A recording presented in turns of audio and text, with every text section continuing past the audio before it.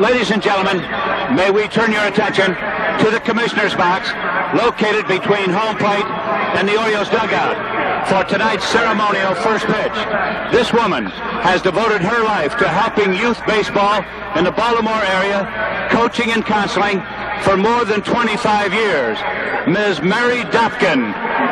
Okay, Mary, it's your pitch.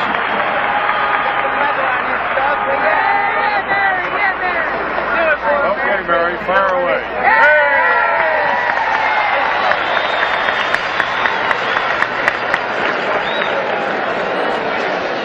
All right, Mary Dopkin, in her moment, she'll remember on for years to come right-hander Jim Palmer, starting pitcher for Baltimore. In a game like this, where the heat is on in the kitchen, wisdom so important. A little while ago, Howard talked with the Baltimore starter. Jim, after throwing hard the first 2 innings, getting slugged for 2 runs in the second, you changed your pitching pattern. You mixed things up. Will that be the pattern from the start tonight? Well, not really, Howard. I had 9 days off before that started, and I went out there, and in the first inning, I went 2-2 Marino, and, I just threw him a strike, and he got a base hit, not hit very hard, and I got out of that inning on a bad base running mistake by him. And then in the second inning, I went 2-2 on Stargell, and I think the first hitter of any inning is the most important. I didn't want to walk him. He hit a good 2-2 pitch. The next 2 were right down the middle, and I think when you pitch to a guy like Milner and a guy like Bill Madlock, perennial batting champ in the National League, you can't throw the ball down the middle. I changed speeds later. I threw a lot of high fastballs. And I was watching the video cassette replay that I had, and I was very pleased the way I pitched the last 5 innings. I did change speeds a little bit more, but I primarily went with my fastball, and I still have to establish my fastball to be successful. But tonight, I'm going to go out there and pitch primarily the same way I did last time. I'm just not going to try to throw the ball in the middle of the plate as much.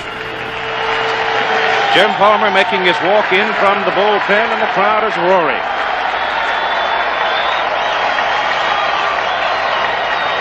61 degrees, a very comfortable evening for World Series game number 6.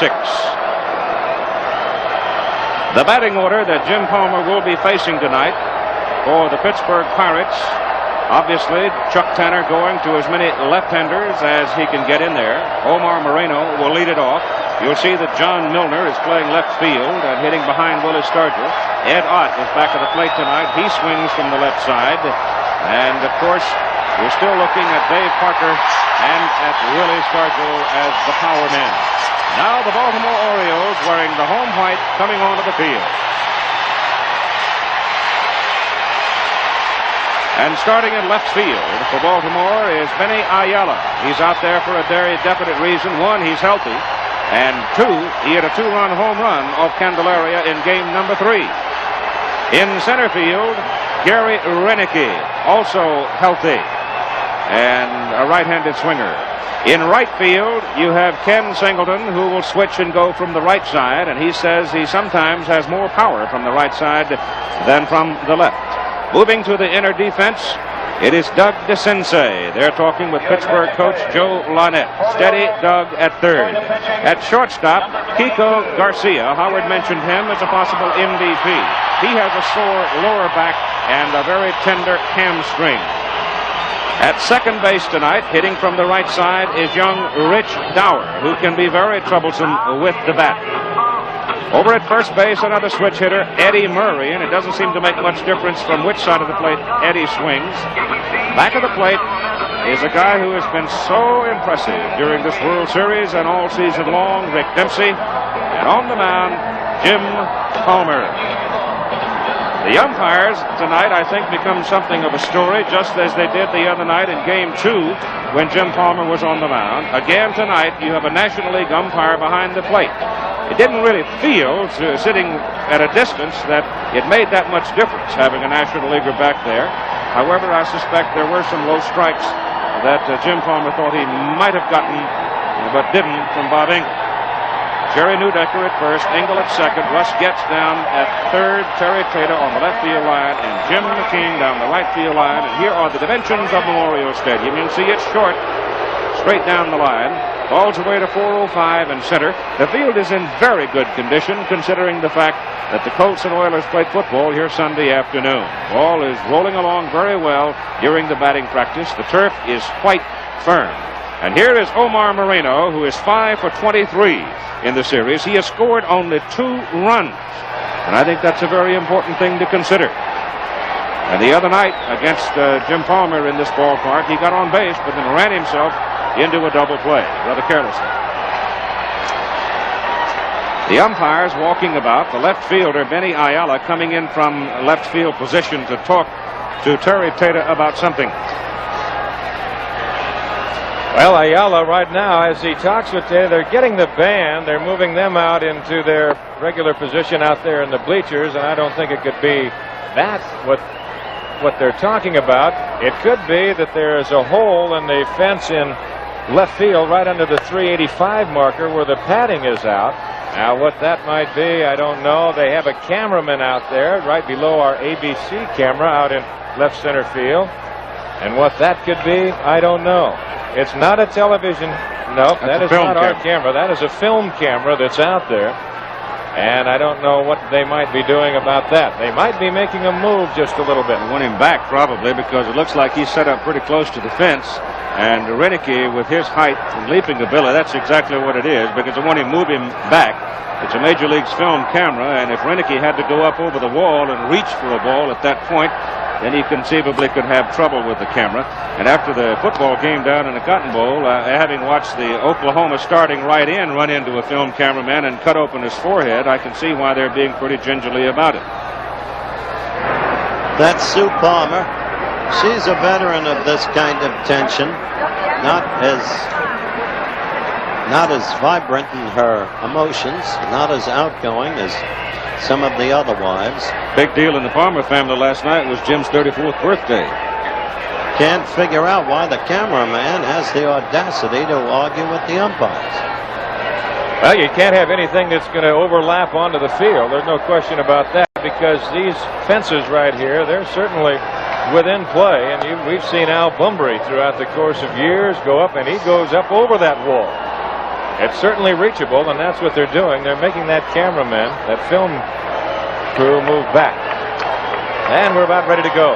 As Omar Moreno steps in to be followed by Tim Foley and Dave Parker. It's put-up time for the Pittsburgh Pirates, Baltimore leading 3-2.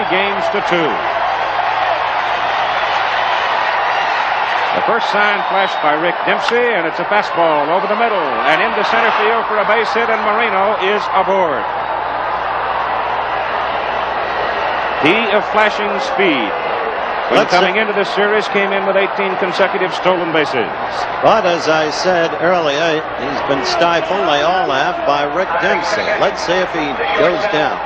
Number 10. Well, they've had a lot of stolen bases on the year. They stole about 188 bases on the year, but they have not been able to do anything against Dempsey right here. He has contained them, and also the Orioles staff has contained them. They haven't given him much of a chance to run. They feel like they have picked up tendencies by Moreno and others on the bases. They feel they know when he's going. He and Matt Alexander, who is the designated base stealer for Pittsburgh. Now time is called as Eddie Murray comes to the mound, and he'll have a conversation with Jim Palmer about just how they want to handle this circumstance. Well, they've got the perfect man up, the Bucks do, Tim Foley. He's an excellent hit-and-run hitter.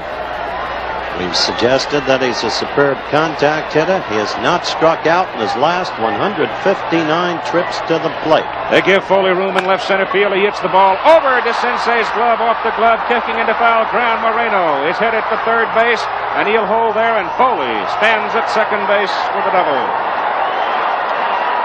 Well, they don't waste any time. They come right out swinging at round one. Moreno's going in a high chopper, and DeCince just gets a glove on it. That's about it. Now by the time that they run it down, it goes over by the tarp. There's no chance to get Moreno going to third, and Foley's at second, and the Pirates threaten very early. And you've said, and everybody says, if you're going to get Palmer, you've got to get him early. You've got to. Jim just gets stronger and stronger, and I'll tell you, if you don't get him through about the first 4 or 5, you might not get him at all.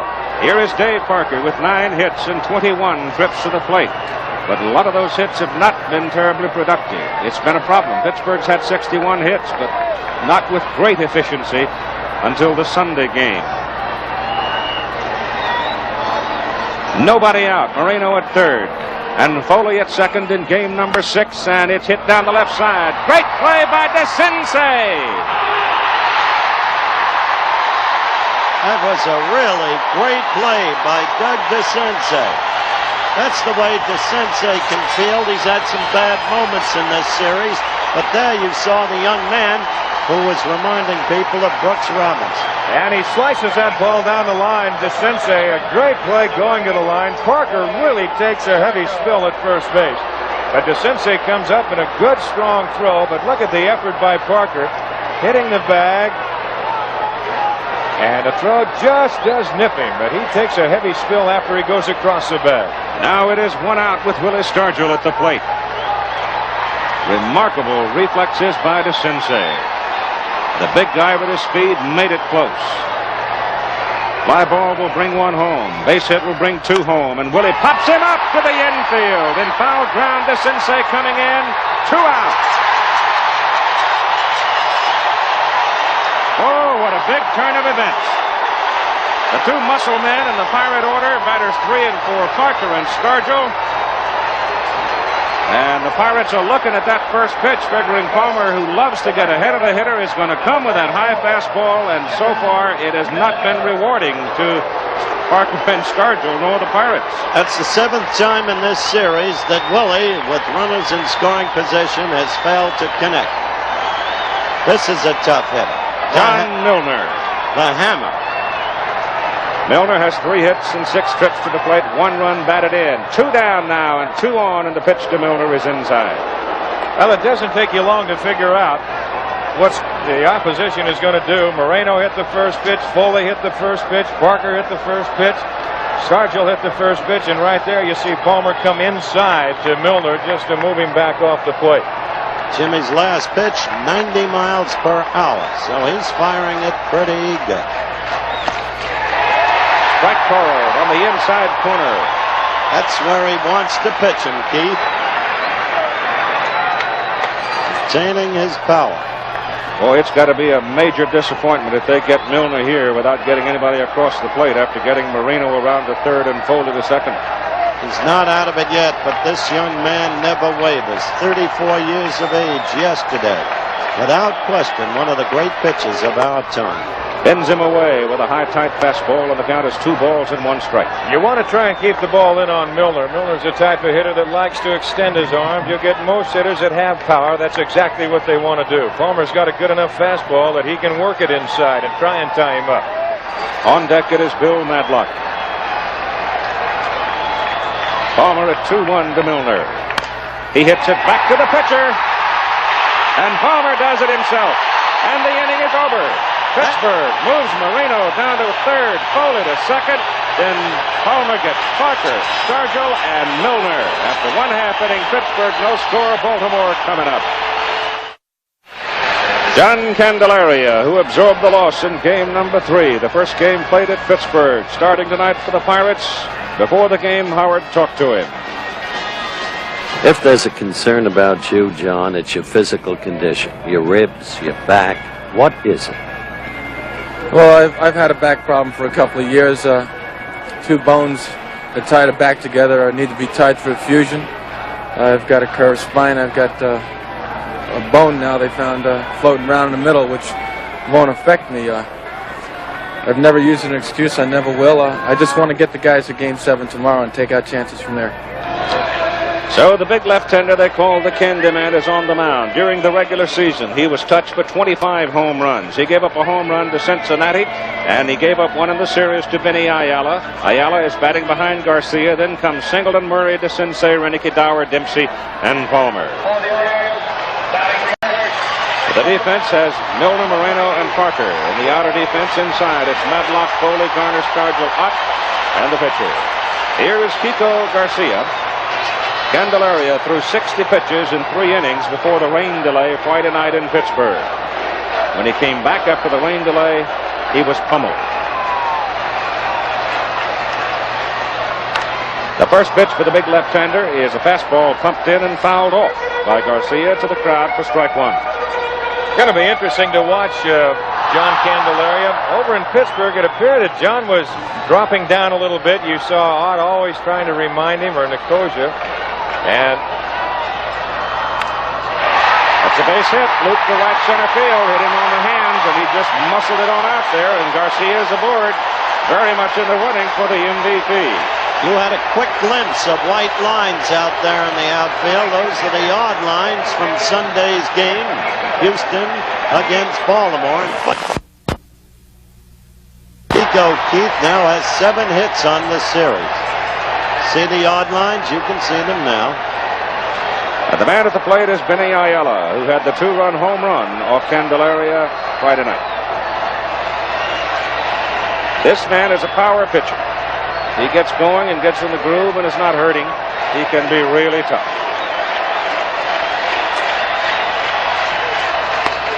The pitch is outside for ball 1 to Ayala.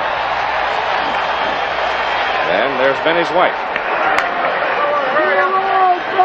Out in the bullpen for Pittsburgh, warming up, right-hander Bruce Keeson.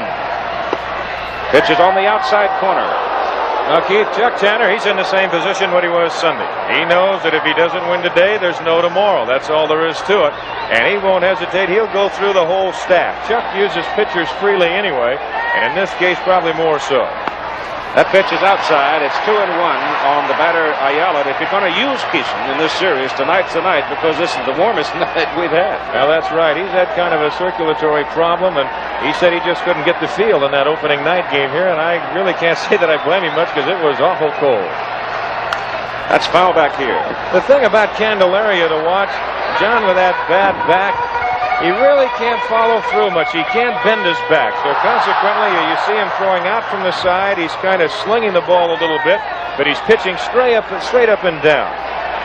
There's Keeson in the bullpen. What I don't understand about Keeson, let's look at this pitch first. High pop to the infield. Shortstop Foley going back. Ball carrying well, though, on a still night. And Moreno waves everybody off in short left center to make the catch. 1 out. If Keeson's hand was numb in the bullpen, as he professes, why wouldn't the pitching coach who was out there with him, Harvey Haddix, have known it? Why wouldn't Keeson have talked about it? Why instead would he have started the game? And also, Keeson's best record as a pitcher has always been in cold weather, where he's 23-7. I don't know. Here is Kenny Singleton from the right side on the year, and 161 trips to the plate, right-handed, hit .248 with 10 homers, struck out 44 times. 1 out, Garcia at first base. Fastball is low for ball 1.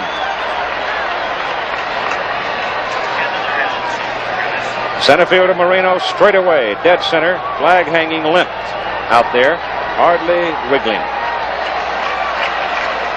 Curveball. 1 ball and 1 strike. That's Mrs. Singleton.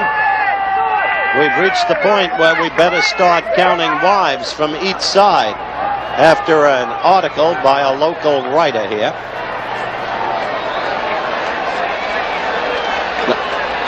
There are only 4 Pittsburgh wives here tonight, by the way. 1 ball and 1 strike to Singleton now as Candelaria comes on the outside corner with a fastball, and it's 1-2. A local writer, in a desperate quest to make news, decided that Mrs. Moreno was being seen too much. Very colorful lady, very attractive. Garcia edging off first base. And the pitch is outside to make it 2-2. Candelaria, so far, it appears that his velocity is good. His location at times has been fine. He's been off a little bit, but he's throwing the ball okay. Just a question if he can keep that ball down. John, really not the type of pitcher right now can pitch too many people up. Hit on the ground toward the hole. Foley flags, can't get it. Base hit into left field, and Garcia stops at second base. Keith, that brings up the man who started the series with a hot hand. He was 4 out of 5, and then 13 times without a hit.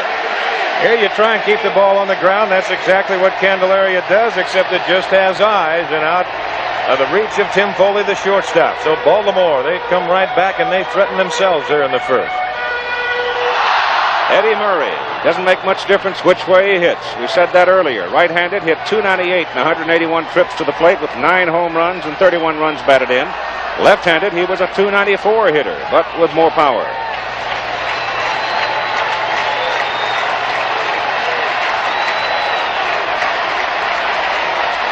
1 out, 2 on.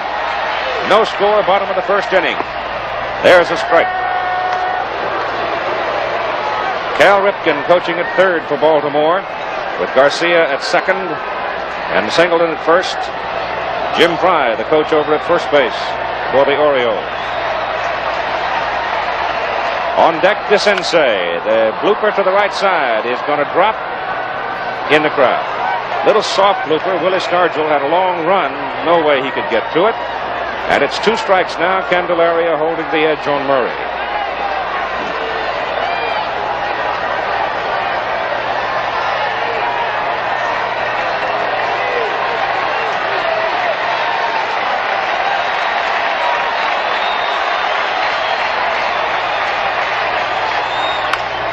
Hit on the ground to the third baseman, Madlock. Steps on the bag at third, throw to first, double play.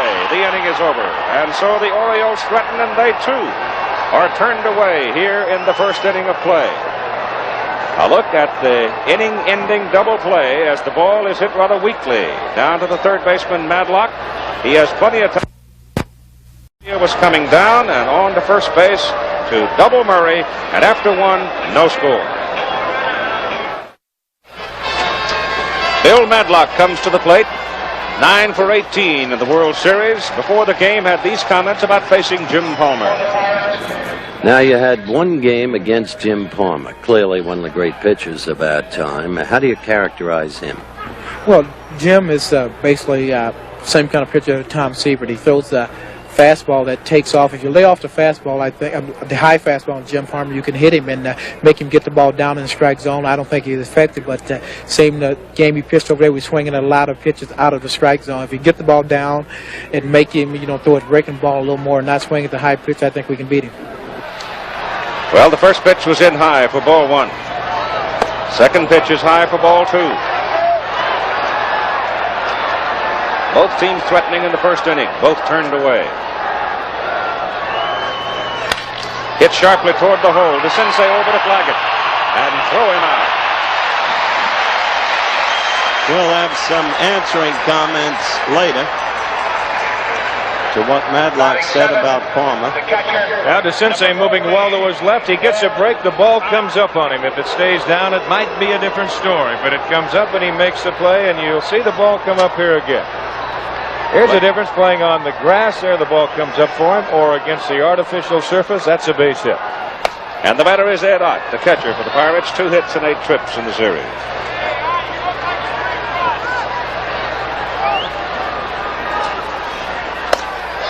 Palmer is high. 2 balls and no strikes. Paul Runge, National League umpire, is back at the plate. The wind is blowing slightly to the right. There's a strike. Palmer working quickly. Jim will work fast. He'll get it and he'll throw it, but he has an idea what he wants to do with it every time he turns it loose. Ball is hit on the ground to the shortstop, Garcia. 2 out.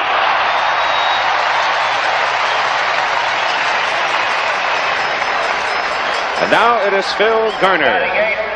Real scrapper. Never left the ballpark with a clean uniform in his life. 9 for 18. Got to be the best 8th place hitter in the game. You know a better one, Don?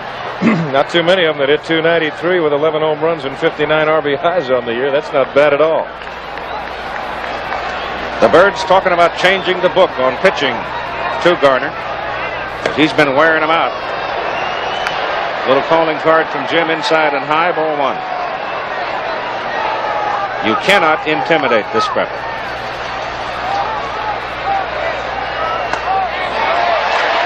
Slider is down in there. Garner, the same with Foley. They talked about trying to change their book a little bit on those two. They're both fastball hitters, preferably high. There you saw him. He moved him back with a fastball. He came back with a breaking pitch. And we'll see what he wants to go to here. He'll come back with another one. Now the fastball away. 1-1. Hit in the air, foul to the right side, up in the seats. On our presentation of NCAA football this coming Saturday, Southern California at Notre Dame, South Bend, traditional intersectional game. We have other regionals, including Texas at Arkansas, and those horns were impressive against Oklahoma last Saturday. Curveball, pulled a string on it, bounced it. Rick Dempsey is candid in his feelings about Garner. He's the man he really respects, apart from the big hitters in the lineup. Knew him from the American League, says he's just a good hitter. I don't know how to get him out. Oh, inside and tight, and it's 3 balls and 2 strikes. Well, Garner just about walked into this fastball. Palmer coming up and in. Garner starting and just about spun right into it. That one had some run on it, didn't it? It did. It tailed pretty good.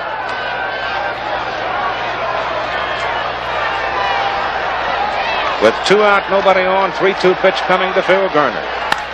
Strokes it into center field, base hit, solid. He goes on and on. 10 hits out of 19 trips to the plate. He is over 500 for the series, and Dempsey is right. He doesn't know how to get him out. Now, there was a guy that they really wanted, because we mentioned this the other day. You'd like to get that 8th place hitter. If he's the 3rd out, you really want him, because you want that hitter to come up and lead off, that pitcher, I should say, to come up and lead off the next inning. But now, Candelaria, he represents the 3rd out. Well, he's not the worst up at the plate. He pumped one to left in his other time up for a base hit. Sure is a big target, though.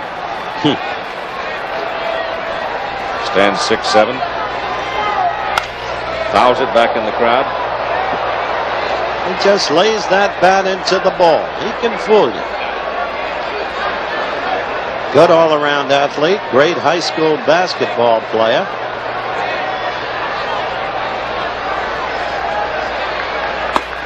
Palmer has him at 2 strikes.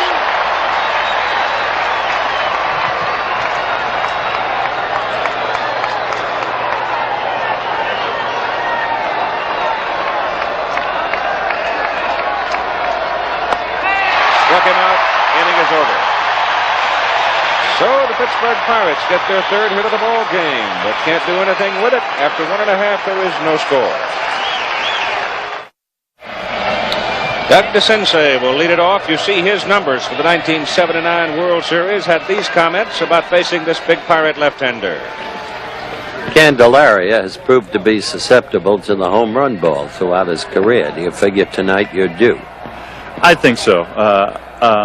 We have a strong right-handed hitting lineup going up against a guy who is noted to give up some home runs. And matter of fact, I was listening on tape at home, and I guess you just told when Benny Ayala, just before Benny hit that hit, I guess you said that he gives up home runs. And Candelaria is a battler, and he's around the plate all the time. And when there are pitchers like that, sooner or later he's going to, when he's around the plate too much, he's going to make a mistake, and somebody's going to get him. And that's what we're looking forward to today. Doug had a big one in the opening game. In that 1st inning explosion, his first time up tonight, he hits it high in the air to the right side foul. He's got the power.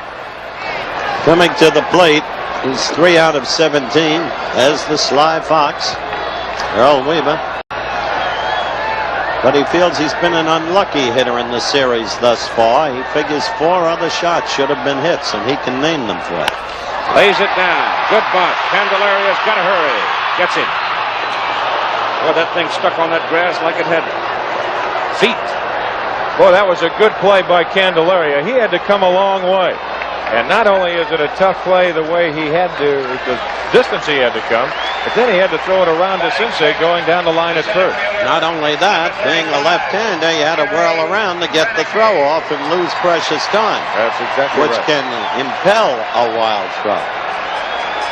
Gary Renicky comes up, still wearing the guard across his face after having been subjected to a broken jaw. He's worn it all season.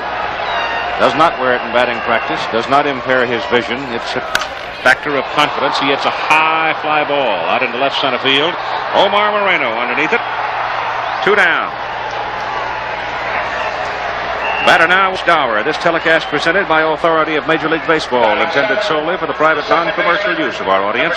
Any publication, reproduction, retransmission, or other use of the pictures, descriptions, and accounts of this game without the express written consent of Major League Baseball is prohibited. When Keith set the defense of Baltimore and talked about Rich Dower, he suggested that Rich can hurt you with the bat. Breaking pitch is high. And Keith is exactly right, because this young man really came along, as we have told you, as a hitter this past season, had the most game-winning hits of any member of the Birds. Ball is hit out into center field, sending Omar Moreno back, but he's got room and he makes the catch for out number 3. And so, here in the bottom of the second inning, John Candelaria gets Baltimore in order. We've played 2, we have no score. I don't know about you guys, but I've had so many crab cakes, I'm beginning to feel right at home. Very pleasant evening here in Baltimore. 61 degrees when we started the game. Most pleasant day. Yesterday was absolutely gorgeous, the off day. Puffy clouds, blue sky. Here's Omar Moreno, the top of the order, with Tim Foley, Dave Parker. Second time around for both teams here in the top of the third inning for the Pirates. Have a good time at the State Fair. Knocked down a few corny dogs, a little cotton candy. Stayed off the rides. There's a strike on the outside corner. Moreno had a single. Now's the time to watch Jimmy. Second time around against this lineup. Pulled the string and gets a strike, and he had him right up on his toes. Wasn't that a beautiful pitch? Well, he not only had Marino up on his toes, he had Dempsey running up to catch it. And it's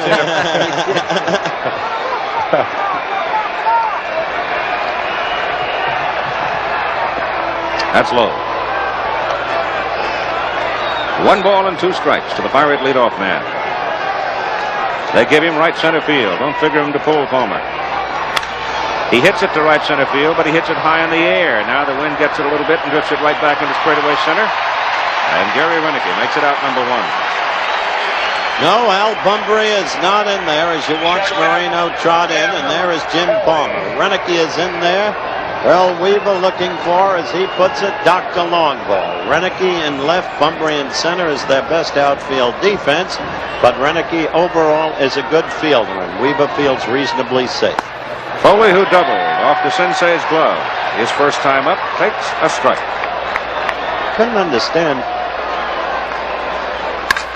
There's another shot at Doug at third base, and the Sensei will throw him out. I couldn't understand in the first inning, Don, why Foley didn't hit behind the runner. He got that luck hit off the Sensei's glove.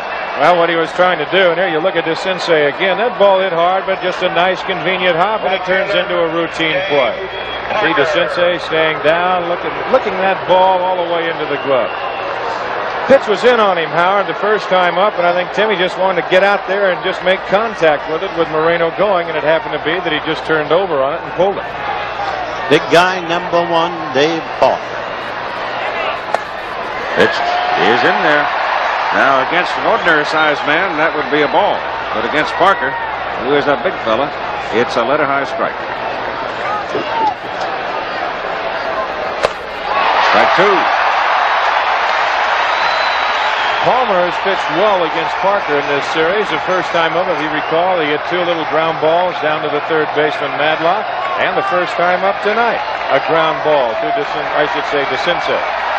Let's see if he comes in this time. Nope, he stays outside. But that was a brilliant play by DeCinces, if you remember, with men on second and third and none out.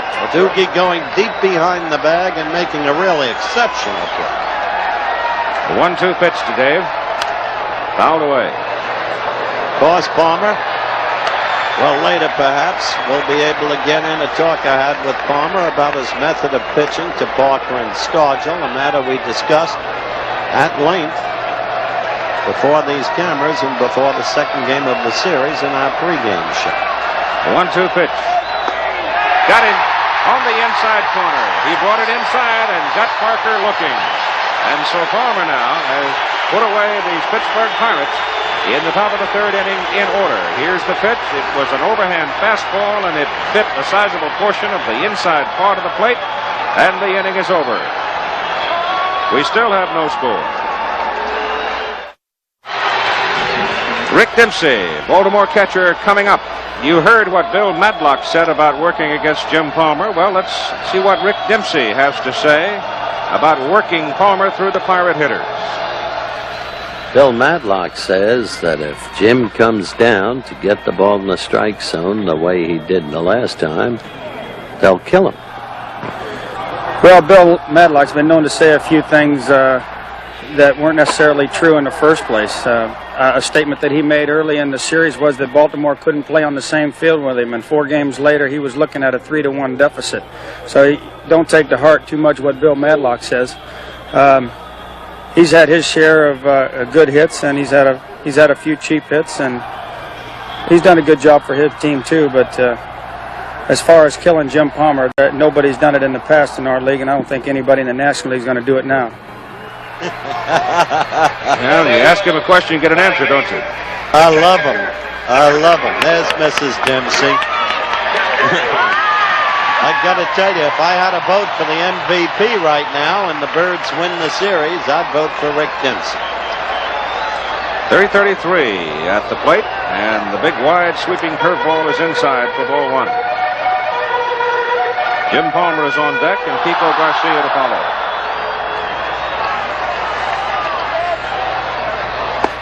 Fastball bites the corner. That was a good fastball. Makes it 1-1.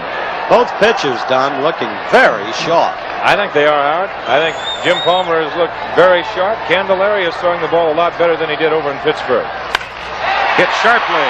No chance for Garner. Base hit, right center field. Hit number 6 for Dempsey in the World Series. That will bring Jim Palmer to the plate, and in batting practice, he took one to the seat. Yeah, this pitch is out over the plate.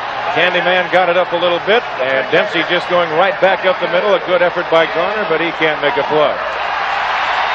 6 for 16 is that man on the series.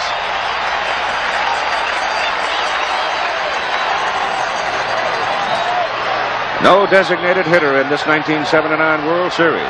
They alternate it. They're anticipating bunt. Palmer does square some.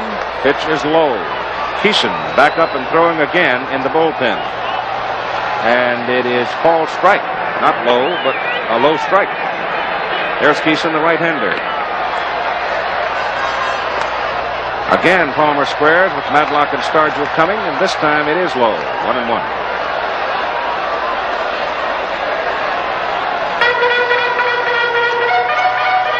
Bucks had their shot first time at bat.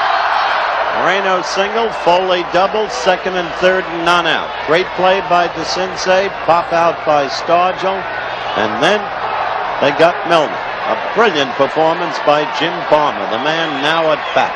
Second time in the ball game that Baltimore's had the leadoff man aboard. Palmer's bunt is foul. Dempsey will have to come back. Garcia single to get aboard to lead off the ball game, but the Orioles were turned away. Got to respect that man. His players sure do. You know of his personal loss during this series, passing of his mother.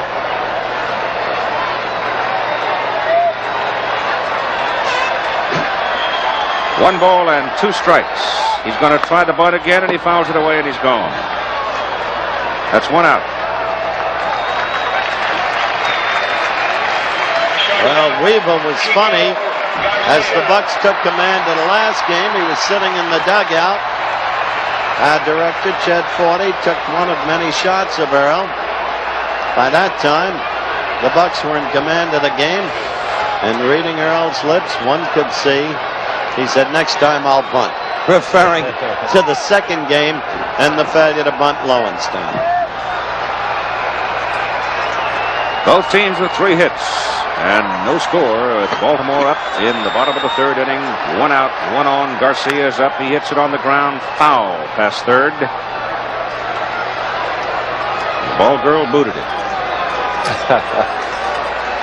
Booted it again. Step on it.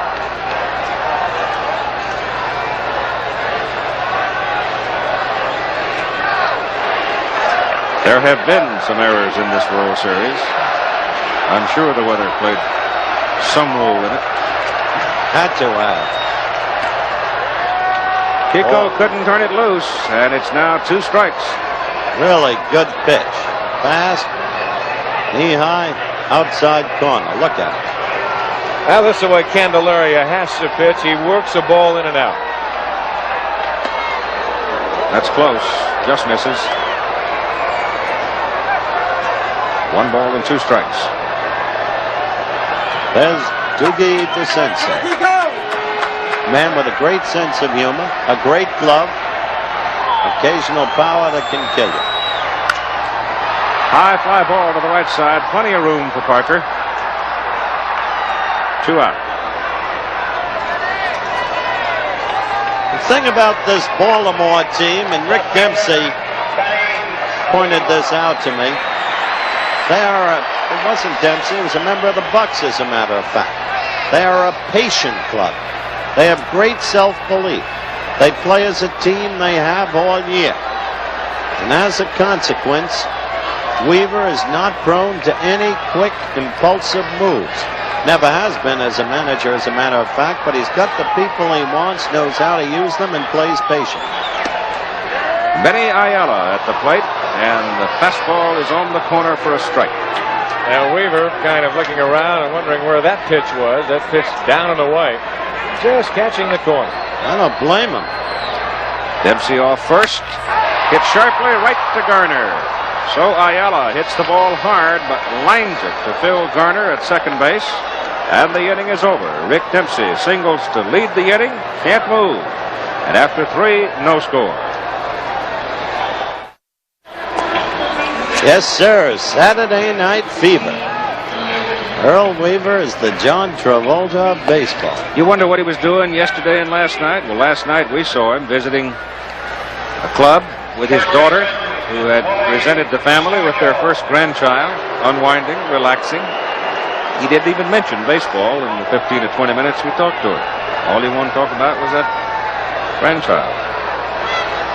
There are things in life reach beyond, but not right now. Willie Stargell, John Miller, and Billy Madlock. Stargell fouled out to the third baseman his first time up. With 2 runners in scoring position, he takes a pitch on the outside corner for strike 1. Willie Stargell, through 5 games plus tonight, has stranded 11 runners in scoring position. He is made out with 11 runners in scoring position. Which is not like Willie, which is what we discussed with him Sunday. You folks who watched heard him. As long as he does his best, that's all he can do. Period. Big swing and a miss, and Palmer has the edge at 1-2. And still 8 hits in the series. Coming into this game out of 21 trips to the plate.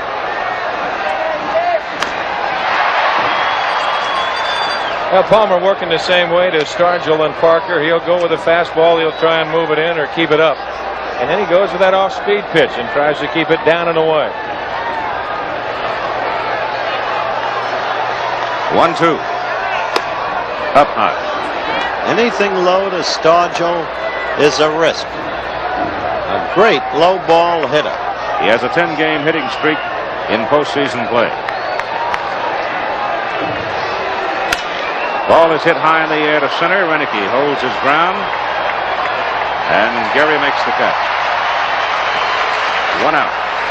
On that last pitch, as you looking at Palmer, I think the big thing right now, just watching him throw, he went down with a fastball sign, and he just changes on his own. The fella with the mask looked a lot better the second time around. Milner gets a little feeble pop down the third baseline foul. DeSensei makes a diving try at it and comes up empty. You have to be impressed, folks, if you remember the 2 games played here with the improved condition of the playing field. And this is in evidence. Doogie going after the ball, the spikes gripping, and the dry ground, and a good effort, Don. Very good effort. He just about made a play on that ball. So to hold your breath, though, sometimes on those kinds of desperation lunges, because you never know. Tomorrow night, Game 7, if it's needed, 8 o'clock Eastern Time. Baltimore can wrap it tonight. And there's the slow change-up curve drifting in for strike 2 to Milner.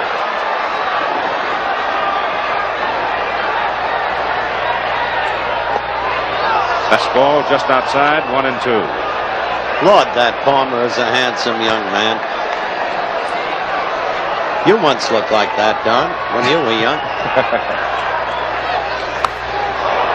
That's foul. There's a case.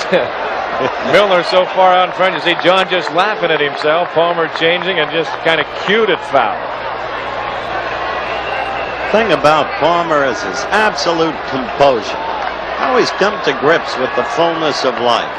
Spoke to him earlier today. Way up. He planned to come by for lunch, couldn't do it.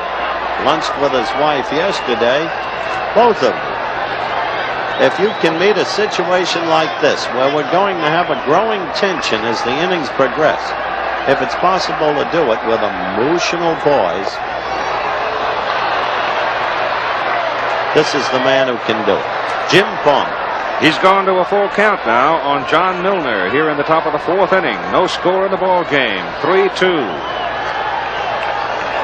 Milner's tough. Very overlooked player. He lost him.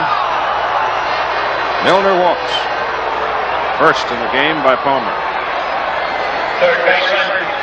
Here comes Bill Madlock. Well, we heard what Madlock said. We heard What Dempsey refute it. said. Now it's time to see what they can do against each other. First time up, Bill hit the ball sharply at DeCinces for an out. I just think Matlock is a beautiful hitter. Good hitter. He's got a very short, compact swing, as we've mentioned before. Fancies himself a fighter, but he better stick to baseball. Steps out. Not quite ready. The late Don Hoke once fancied himself a fighter. He paid the price. Pitch is high and outside. I never saw a man challenge more men and lose more fights in baseball. Did you, Don? He was in a few of them. Madlock with a very sore, sprained left thumb. Takes it high. He said, make Palmer come down with the ball and you've got a chance at him. Well, you've got to, and I think Jim, he'll be the first one to tell you exactly how he pitches. He knows that that's one of the toughest pitches for a hitter to lay off of, is that high fastball. Suddenly, Palmer is having at least some control difficulty. Jim has problems when he gets wild high, as he did in the All-Star game last year at San Diego. Well, that pitch is outside. He walked Milner, and now he has gone to 3 balls and no strikes to Madlock, and he wants a new baseball. This has happened very suddenly. Palmer, like Candelaria, they're both kind of straight up and down pitchers.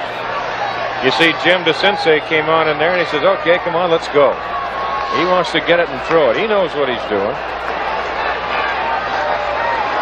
Of course, what I mean, straight up and down, they really don't bend their backs. They're just what I say, a straight up and down type pitcher. See, Palmer, he doesn't have the big back bend in that ball 4. Suddenly, Palmer with control problems, and a tough hitter coming up in Eddie Ott. Well, there's not a weak hitter in this Pittsburgh lineup. Not one. Eddie Ott, the left-handed catcher, coming to the plate. Grounded out to the shortstop his first time up.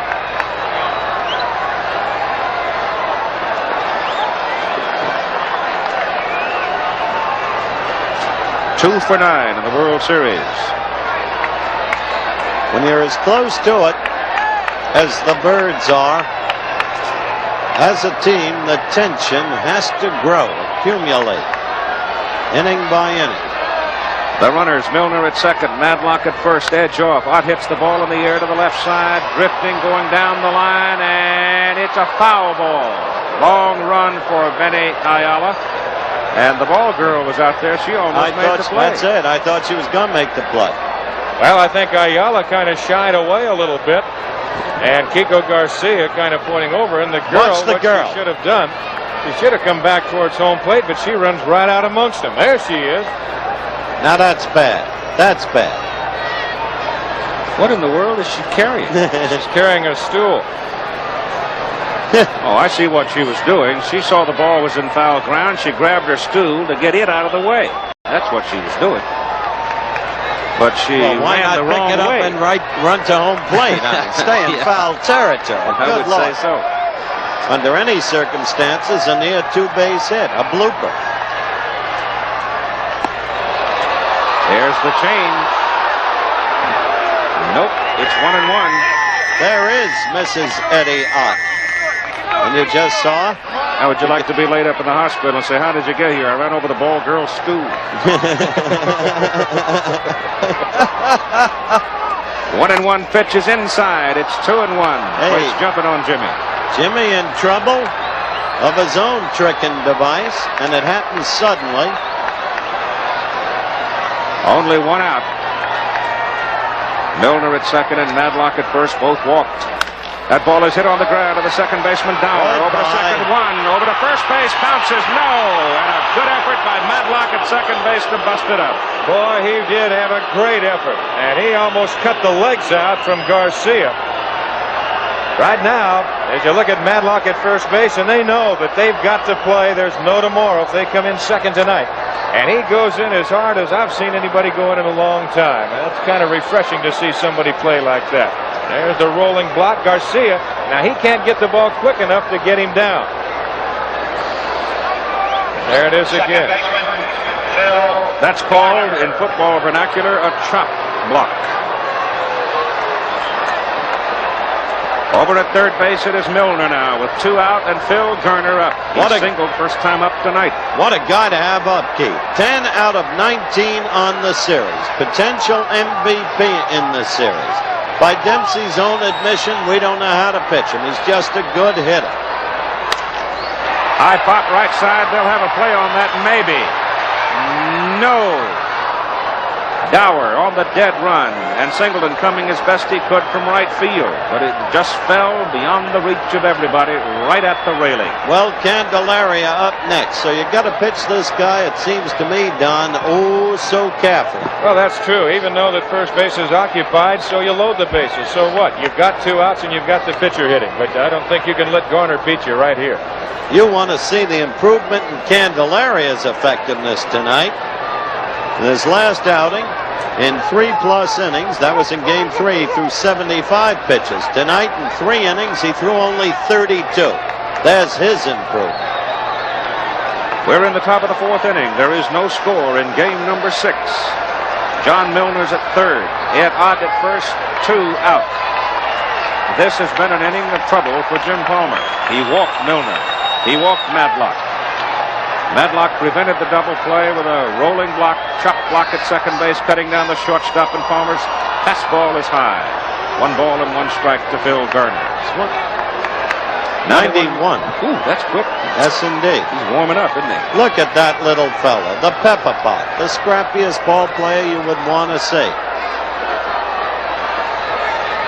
Funny how these little guys suddenly rise up in the series. There's a Jim Wild high. Now there you see Palmer drop down a little bit from trying to bring it out from the side, but he just still misses high.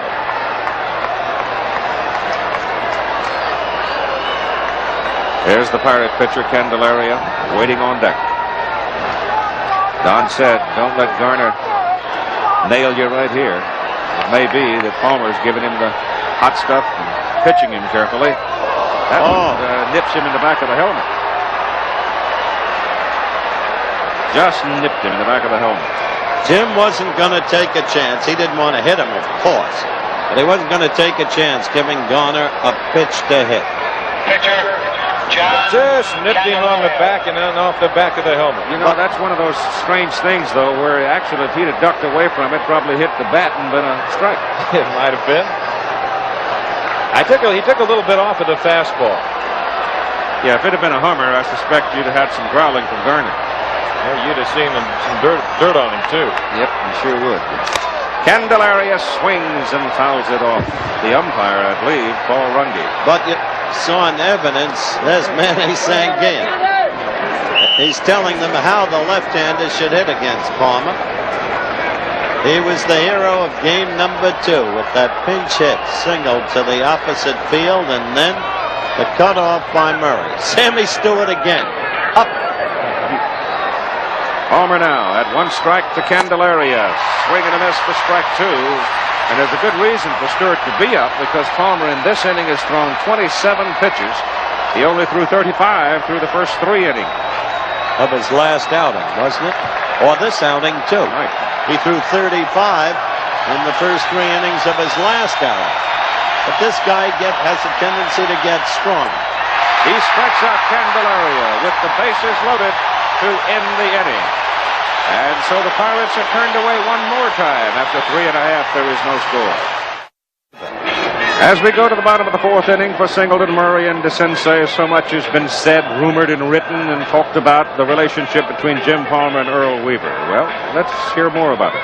Well, what about you and Jim Palmer? Is this all newspaper gas, or is there really ill feeling between you? Well, I'll tell you, and Jim is, but I've been with Jim off and on since 1967, and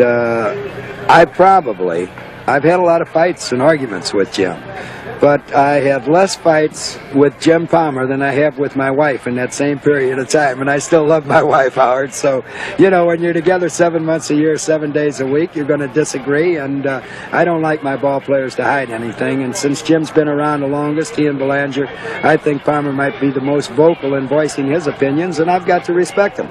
And I'll never tell a ball player not to say anything, but when we sit down and talk logically, he's always got a good point, and sometimes he even sees my side of the story.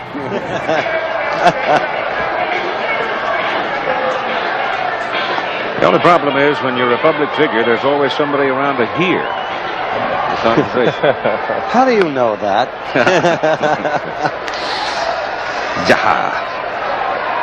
Candelaria, who's been impressive here at the bottom of the 4th inning, will face Singleton, Murray, and DeCinces second time around.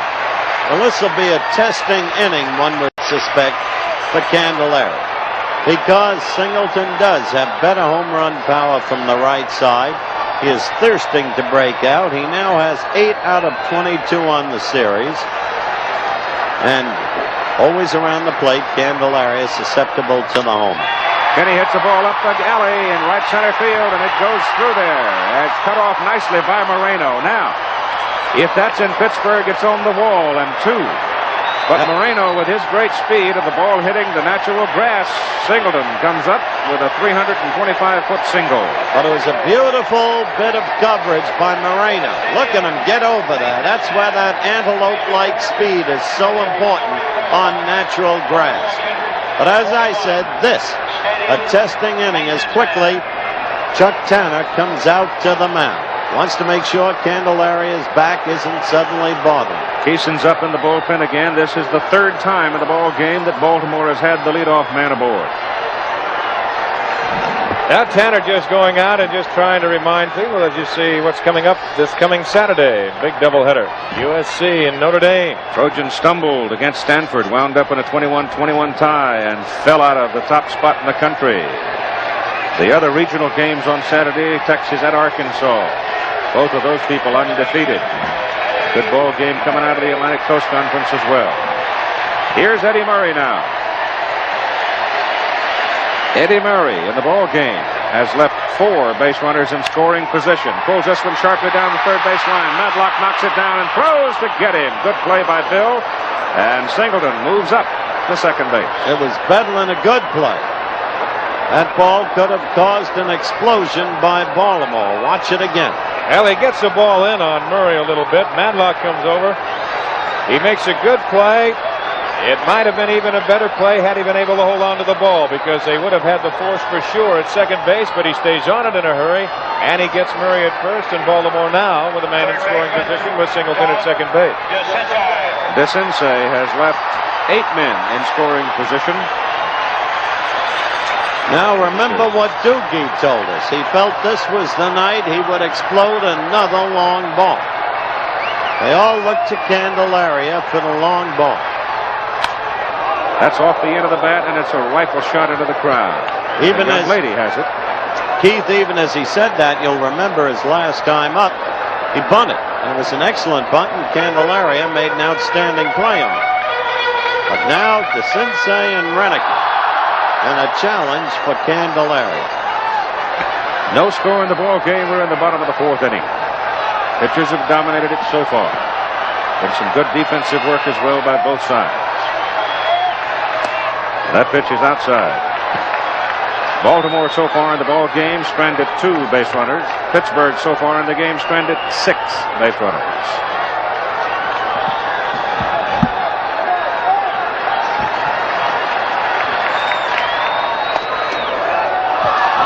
One ball and 2 strikes as the Sensei has a little conversation with Paul Rungate.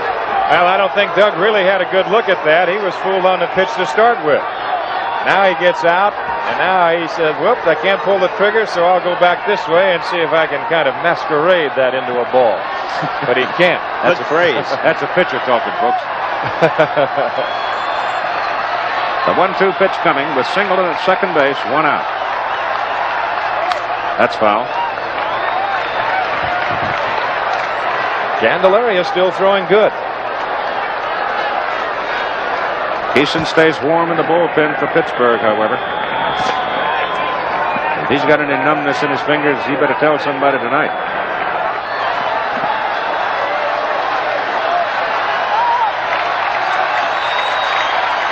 The 1-2 pitch. Hit sharply to the shortstop, Foley.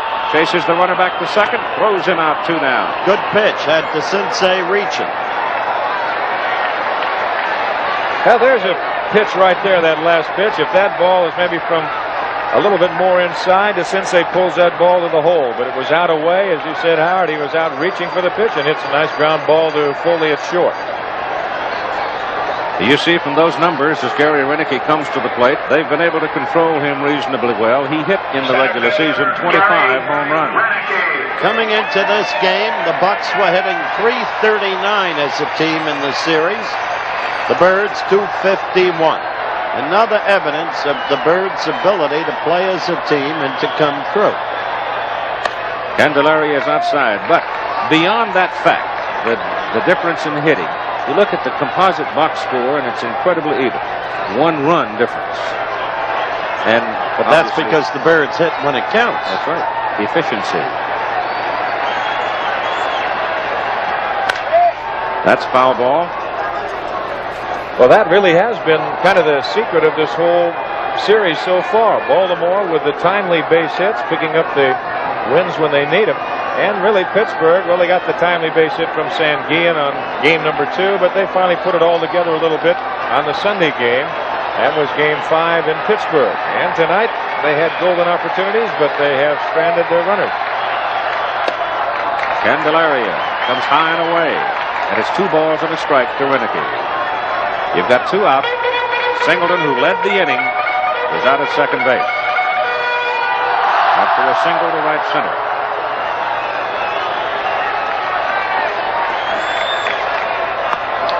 That's a strike. And it was just a lovely pitch. Candelaria's shown a good breaking pitch tonight. He's a different Candelaria than what we saw in that 3rd game in Pittsburgh. It really is. Takes a little bit off the breaking pitch. Renicky tries to hold up. Candelaria working on 3 days rest. That's a high, short fly ball to center field. And Garner goes back. He and Moreno are doing a little Alphonse Gaston, and finally Garner makes the catch. So for the 3rd time in the game, Baltimore's turned away after getting the leadoff man on base. A look down from the sky. A helicopter carrying a camera at Memorial Stadium. This is the 25th year they've been playing baseball and football, and you can see from the lines it is a multi-use municipal stadium. And as we look down inside, we go to the top of the 5th inning, and here's Don Drysdale. All right, Keith, and we go to the top of the Pittsburgh order. It'll be Moreno, Foley, and Parker, the first 3 to face Jim Palmer. Baltimore 4 hits, Pittsburgh with 3. Moreno with 1 of those 3. He singled his first time at bat, a bouncer up the middle. That's cued foul. We must watch Palmer closely this inning, Don, because he struggled last inning, getting himself into trouble with 2 walks. And finally, the base is filled. Hit batsman, and he got out of it, striking out Candelaria. Let's see if he can come back to what he had been in the prior 3 innings. Line up in the air goes Dower. He sure hit it hard. Rich Dower, who is a youngster with very great quickness at his position, just reflexed on it and came down with it. Palmer got the change up to Moreno. He hit it hard, out number 1. And Tim Foley comes on. He bounced a double off of the glove of DeCinces. 0-1 the count. That'll be out of play. And the second time at bat, Tim bounced to third. There's the results of the first 5. Pops him up, playable. Dempsey takes charge. And that is out number 2. Here comes the big guy, David Parker. Keith described for you our helicopter shot of this stadium. We would like to have been able to show you the waterfront of Baltimore. Thank you very much, gentlemen. As we were able to show you, because it was in the daytime, the Golden Triangle of Pittsburgh. That shot represented Pittsburgh's inner city development. And had we been able to show you the waterfront, which we can at night, you would have seen what used to be rotted docks, now great buildings, the World Trade Center, the Maryland Science Center. That is line foul, and the count 0-1 to Parker, who is 0 for 2. He's bounced to third, and actually it was DeCinces making a fine play going to the line with runners at second and third, nobody out in the first inning to take an extra base hit and some runs away from the Pirates. Palmer continuing to make Parker go inside out, too, isn't he? He is. He's working him inside well. Well, that's what he did in the first inning when DeCinces made the great saving play. Could have been 2 runs. Down the left field line, slicing, and that is a foul ball. Doesn't take much to hit it out. We mentioned that before. Just 309 feet down both lines here at Memorial Stadium. Don and I walked around this city. It's a place of historic import. It's been rebuilt with private money, almost uniquely. No federal funds, no municipal funds, no taxpayers' costs. Remarkable story. Again fouled away, sprayed left side. Well, there's the combination right there that kept the Pirates alive in game number 4. Rooker on the left, Blyleven on the right. The 1-2 pitch. Well, he came right back inside with him and got it a little too tight. Well, I tell you, I was sitting down in Dallas watching that game. I thought that Rooker came out. It was just terrific. He did. He pitched magnificent. Great job. So easily. Did you notice, Keith? Yep. Glad to know you were watching instead of eating that candy corn at the state fair. 2 balls, 2 strikes, 2 outs. In the top of the 5th. Don't give us that Yankee Clay business. Folks down in Dallas thought it was a Yankee conspiracy because we missed the first quarter. You guys played it the longest World Series game in history. They called it a Yankee conspiracy. Foul again. See the way Dave keeps going left. Well, Palmer has been working him outside a lot. He's changed speeds outside, and every now and then he'll come back inside with a fastball. He struck him out looking the last time at bat that way. So what you want to look for right now is the tight high ball. No, you don't. Now that was not his straight change. That was not his fastball. That was that in between, what I just call like a nothing fastball. But if you got good control of that pitch, boy, that's not a bad pitch. If Parker's guessing fastball inside and Jim puts it there, they get together on it. He may hit it to Washington. There it was. He walks him. State, that is. That is walk number 3 for Palmer. 2 outs, Parker at first, and here's Willie Stargell. He is fouled out to third, and he's flying to center. DC is far enough. I've always loved to watch those confrontations between hard throwers and big free swingers with a lot of power. You just wonder sometimes how far a ball really might go. This fellow's ready. He's ready. He's got his glove. Now Parker at first, no score. 2 outs in the Pittsburgh 5th. Palmer just rechecking his sign with Dempsey. You think Dave might run down? I don't believe Parker's going to go. There's the strike to Stargell. Willie thought it was a touch high, but he's not disposed to quarrel. Palmer sets high, gets rid of it pretty good for a guy with that leg kick that he has.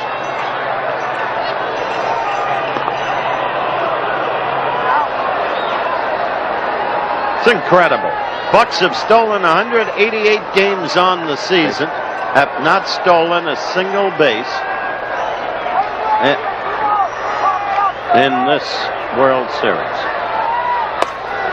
1 ball, 1 strike. Well, Parker was 20 out Did of 24. I say games? I meant bases. Of course.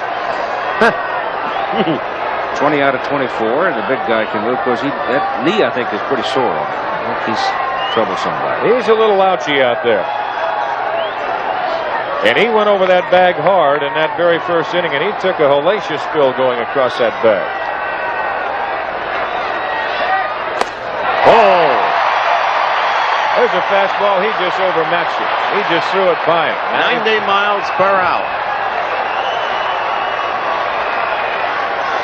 Comforting thing for a pitcher, no matter what Stargell does against Palmer. For a manager, I mean, to have a Jim Palmer. Oh, I should say 8 times a 20-plus game winner. 3 times Cy Young Award winner. According to Jim, at 34, he's only just begun. Well, there was a time a while back, too, when he had that bad arm. You just wondered if how long his career was going to be. But he went all the way back down to Miami to try and get himself squared away. Down in the minor leagues. And he fought back, and he's had a great career. 2 balls, 2 strikes, 2 outs with Parker at first. We're in the top of the 5th, no score. Another great athlete. Did you ever play golf with him? Yeah, he plays good golf. Not a bad tennis player. Excellent. Got him. Well, the Pirates are gone in the 5th inning. No runs, no hits, no errors. They leave 1 more. They have now let 7 through 5 as you look at this high fastball again. And he just overpowers it. Now, after 4.5, no score.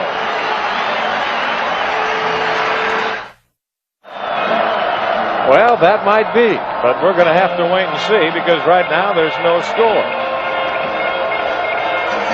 Some of the fans here at Municipal Stadium, you can tell she's an Oriole fan. We love Weaver. Why not? They've had nothing but success with him. In the meantime, this is a terrific ball game. We had sloppily played games, mainly on the Pirate side, until the Pirates came together this Sunday past. Now, both teams playing tight, sharp baseball, and we've been through a half inning with Drysdale without yet getting a run, which is historic. Rich Dower, Rick Dempsey, and Jim Palmer, the bottom 3 in the Oriole order to face John Candelaria. Dower lined hard to center field his first time at bat. There's another line drive, base hit center field. We told you about the way that kid's come on as a hitter this year. Well, that is the 5th Baltimore hit of the night. And for Dower, that is his 4th hit in the series. As you see Foley and Madlock checking with Candelaria. It's also the 4th time in the game, Don, that they have had the leadoff man aboard. And sooner or later, there's Willie, the team leader. Sooner or later, that can cost you. Now we'll see how Earl Weaver wants to play it right here. You've got Palmer on deck and Dempsey the hitter. We're liable to see him start Dower with a little run and hit. Candelaria will just keep him close. You're not going to really sacrifice, I wouldn't think, Dempsey for Palmer to hit. Keeson working the bullpen. Tanner wasting no time. Good curve and a good play by Ott, and Dower could not advance. As the stockily built T-squared Ott. One of the things to watch here, watch Dempsey now. He isn't going to move. No sirree. He knows that ball is behind him rattling around, and he hung in there regardless, make it as difficult as possible for Ed Ott. I love Rick Dempsey. I think he's just one of the greatest competitors in baseball. 2 balls and no strike. Now Dempsey will take a look at Ripken. They've got the count in their favor right now if you ever want to start something. Candelaria, you certainly don't want to walk Dempsey. And a good situation where you got to feel that he's going to throw a strike. To Foley, to Garner, to Stargell, very quickly 2 gone. Candelaria is pitching a beautiful game. It's a beautiful ball game. With the layers of tension now accumulating, inning by inning. Yeah, you couldn't ask for a more tailor-made double play than that. 2 outs to Palmer, who struck out his first time at bat.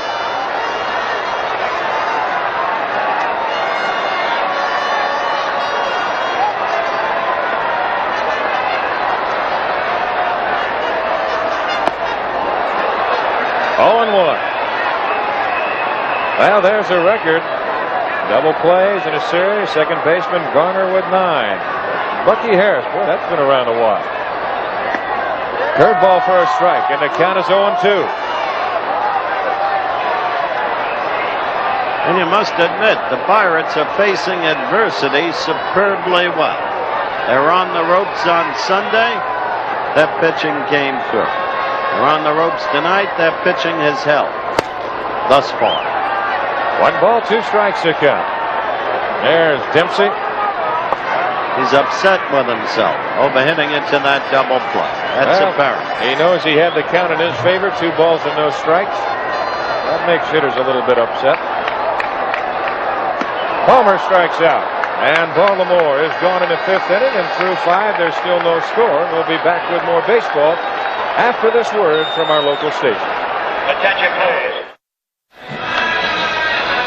Well, there's Paul Runge, the home plate umpire. You know, his dad, Ed Runge's got to be proud of him. Long time an American League umpire. Howard talked to Jim Palmer about that National League strike zone. You seem to be plagued in your starts by getting the National League umpires behind the plate. Well, it makes it a little bit more difficult. I honestly thought I threw some low strikes that were balls, but they've done a good job. I heard you mention that a lot of times they try to kind of give you a little bit of both the National and the American League. And, you know, I thought I should have had some low strikes the other night, but the only pitch that I really got was a high strike, something that you wouldn't expect from a National League umpire. I don't really know what kind of umpire Paul Runge is, but I do know if he's going to call the low strikes and not give me the high strikes, I have the capabilities of getting the ball down. And so far, there's really been no questioning whatsoever. Paul Runge doing a fine job behind the plate. It'll be John Milner, Bill Madlock, and Ed Ott. But it's nice to have a guy with Palmer's confidence, isn't it? Oh, yes, sir. Well, you've got to adjust. Garcia on the big hop, and they get him. Now 1 pitch, 1 out, and Bill Madlock will stand in. He has bounced to third, and he's walked.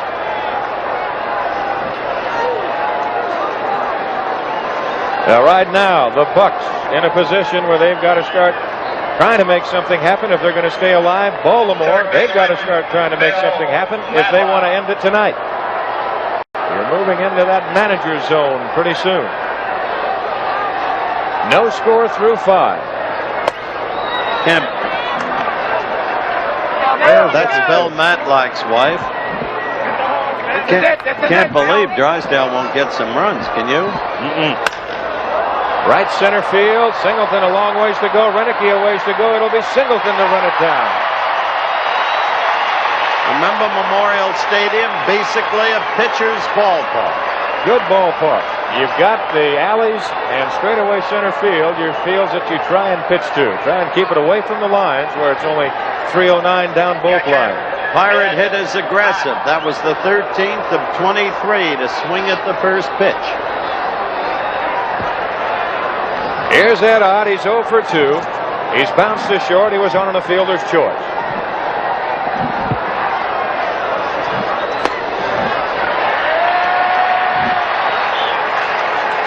Oh, and 1 the count. Palmer nipping that outside corner. 1-1. Very comfortable evening tonight here in Baltimore.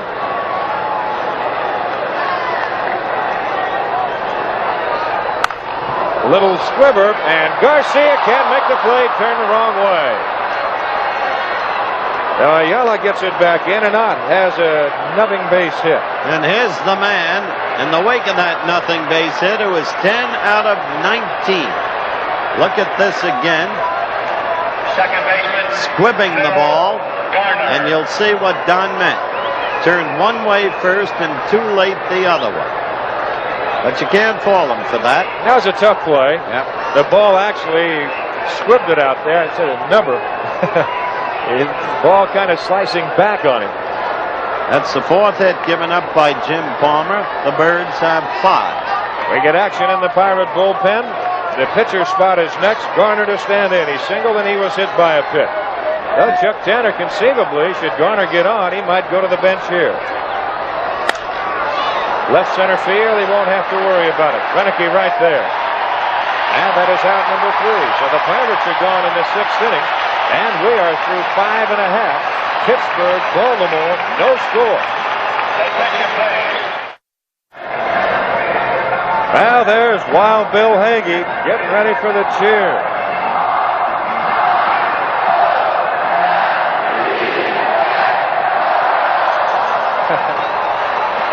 There's no score, and we go to the top of the order now. Time call. There's actually no time, but Chuck Tanner's going out to talk to Candelaria. Whether he's hurting a little bit, I don't know.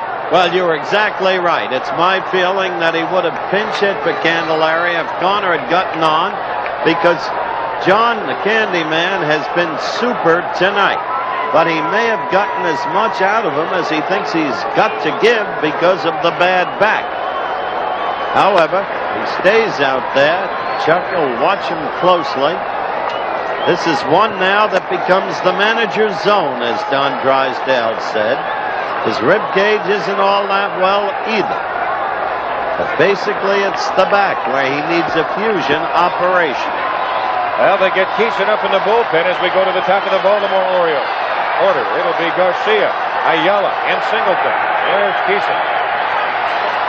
And the Birds fans come alive. They want to try and get something going here. Candelaria thus far avoiding the home run. A control pitcher.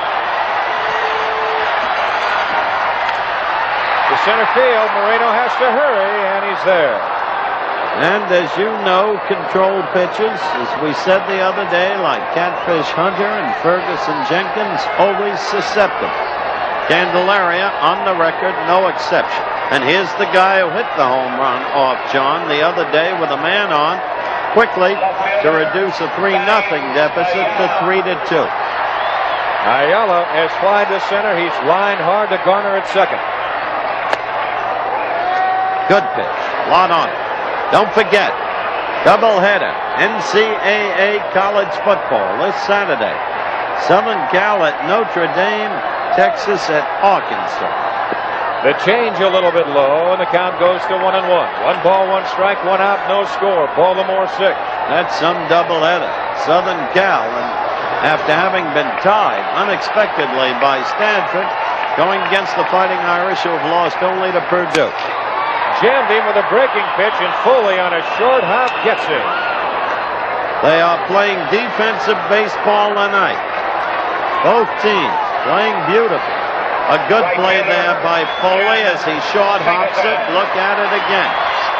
Saw a lot of white in that glove, but Timmy had it. Buzzed it over to Willie, out. And here comes Kenny Singleton, who's 2 for 2. 9 out of 23 now on the series. 2 outs to Singleton. Another evidence of Pittsburgh's inability to capitalize, but forgive them this time because they're going against Jim Palmer. 0-1 to Singleton. Good breaking pitch. Well, I tell you, he threw him 2 pretty good major league pitches there. Very good. Well, look at Earl Weaver. Look at this again. Singleton so eager to hit 1 out. It's his only disappointment in the series. Well, the report that from the press box at Candelaria said he had a little twinge in his shoulder. 1 ball, 2 strikes. There's 2 outs and no score. We're in the Baltimore 6th. This kid showing his grit and his determination. Little looper, base hit left field, and Singleton is 3 for 3 as Miller will get it back in. Eddie Murray coming up. Now 4 out of 20. He had been 4 out of 5. And the chant in the background, Eddie, Eddie, Eddie.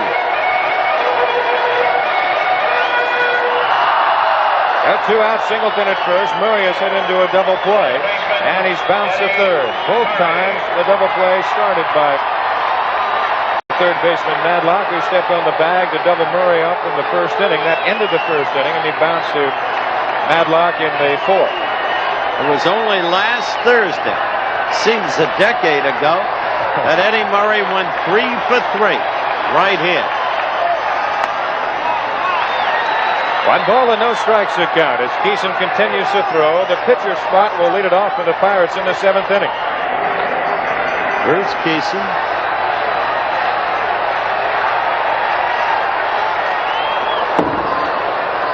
One ball, 1 strike. There's another good breaking pitch. That tied him up. He had it in on his hands well. Murray, a man who can be at once a stoic and at the same time a little bit edgy.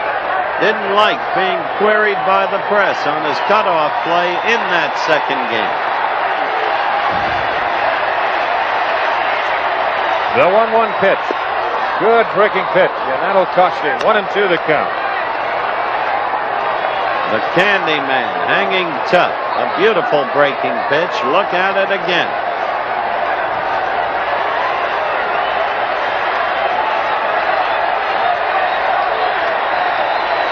Candelaria must avoid the big mistake.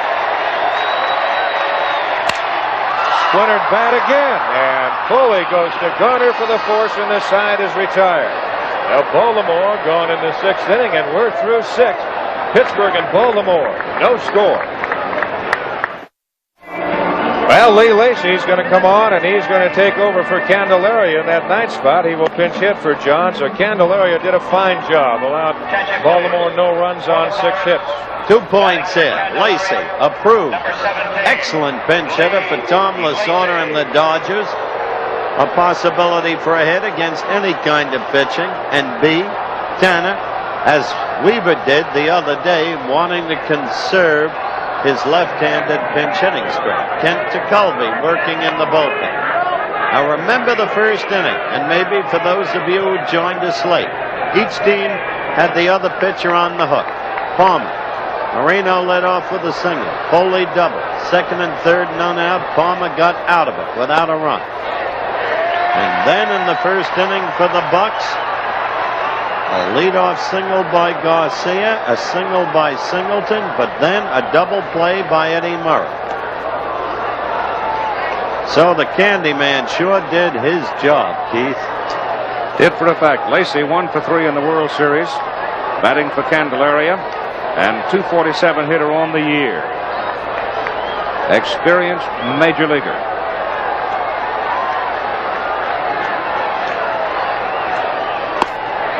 There's a fastball poured in to make it 1 ball and 2 strikes on Lacy. And Chuck Tanner going with a right-handed batter here. He's saving his lefties for later in the ball game. That would seem quite clear. Keeson is ready to come. Just outside. 2-2. Stanhouse is now throwing in the Baltimore bullpen, but Stanhouse is throwing to test himself. Doctors worked on him the last 2 days, complaining of a sore left hip area, lower back. He's testing himself right now. There's a swing and a miss, and Lacy strikes out.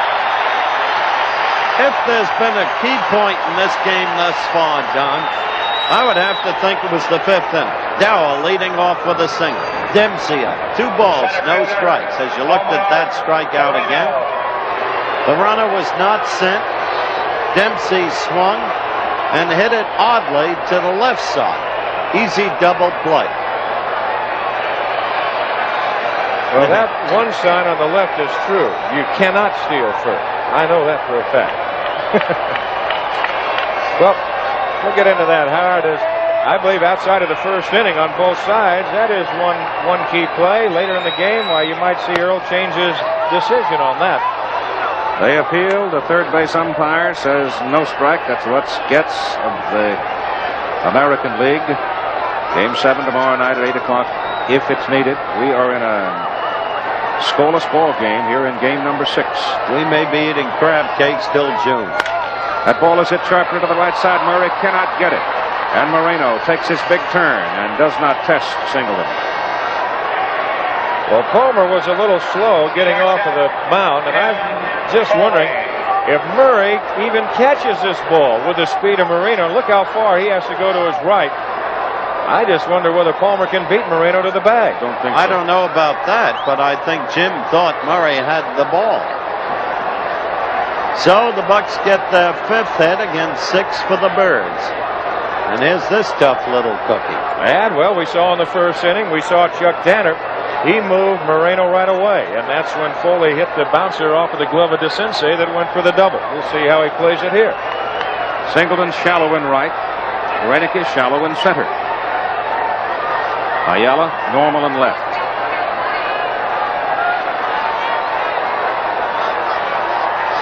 Watch Moreno. Nope. Strike. Remember, the Bucks have not stolen a single base in this series on Dempsey, and Dempsey's convinced he can handle Moreno on the natural grass and turf here.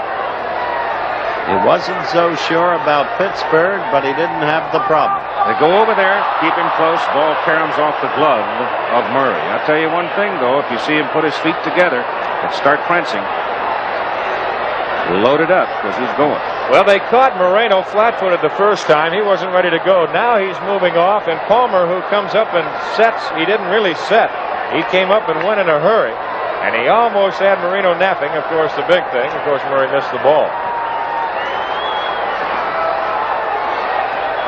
He'll go there again. Moreno stole 77 to lead the National League in the majors this year in stolen bases. Palmer in a sparring session with Moreno, wanting Moreno to know that he's well aware of him and is ready to pick him off if he can. We're in the top of the 7th inning in a scoreless ball game. Trying to hold Moreno close. Ball is hit foul in the crowd on the right side. And Foley exactly the right man to have up. The contact hit. But he is down right now, 0-2.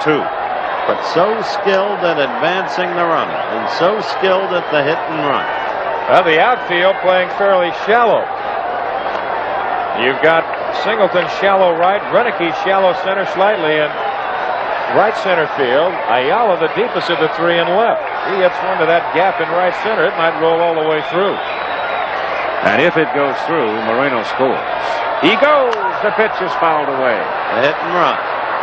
You know, there was a day this season the Mets had traded Foley to Pittsburgh for Tavares. And I don't know of a smarter man in baseball than Gabe Paul, the president of the Cleveland Indians. And I talked to Gabe about the trade. And Gabe said, a big edge to the Mets. Foley can't do it anymore.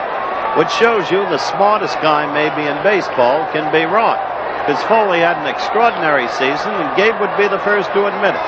Hit .288, got that 5-year contract, the new baby we showed you the other day, and all the world is bright and rosy. Yes, it is. The 2-strike coming.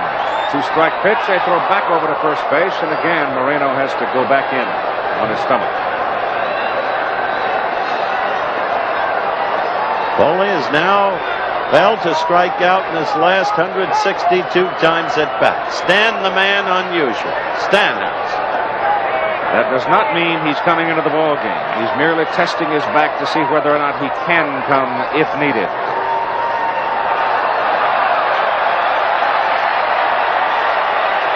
Well, anytime that you keep a runner at first base, you keep him alive over there. That can cut him down just a little bit. He's going over the mound. And Moreno is at second. And the throw to first is not in time.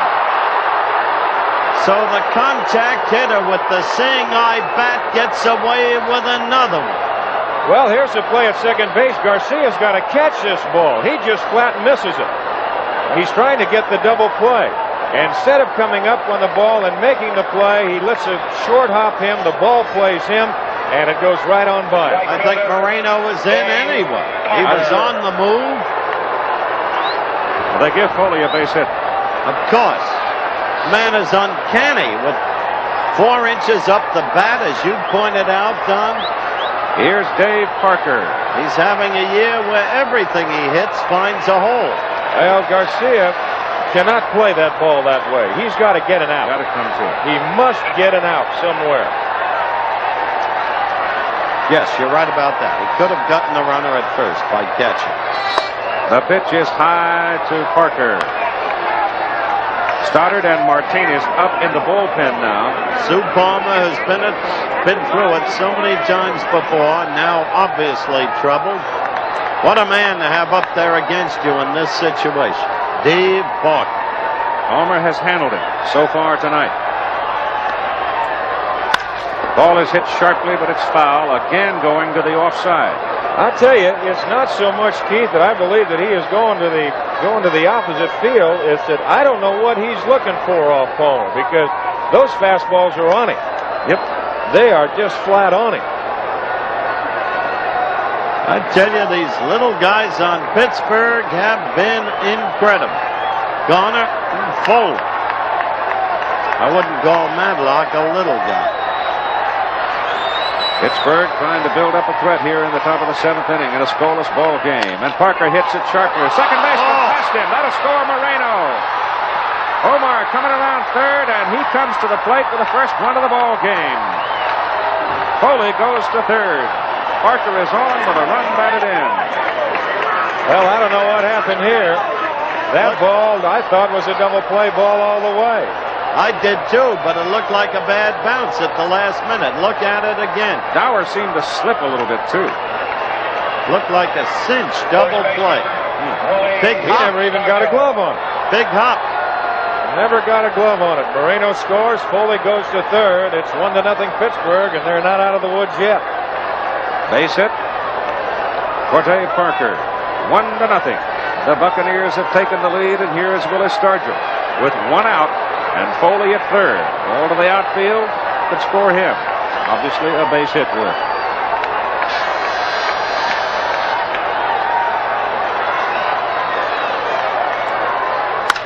Ball is hit high in the air and deep to left field. There is room for Ayala. Foley tags. He comes racing down the line and scores. And Parker moves up to second base. Which is one of the smartest plays you would ever want to see. Well, Dave Parker started to second. He saw where the ball was going to go. He came back and tagged. He started to second base. The play was right in front of him. But Ayala was backing up on the ball. He did not set where he could make a play to second base. When Parker saw that, no contest. Remember, the Birds, a patient club.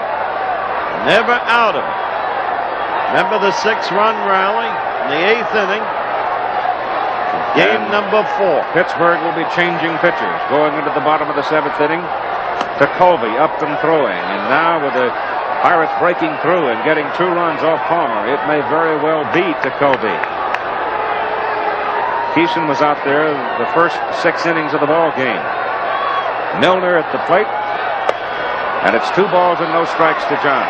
Well, in all honesty, Pittsburgh, they've got the 2 runs, but Baltimore has actually given them the 2. Yep. There's Tim Foley. And Willie Stargell.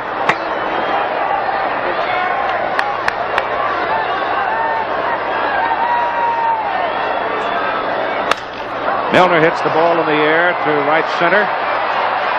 Renicky calls and makes the catch, and the inning is over.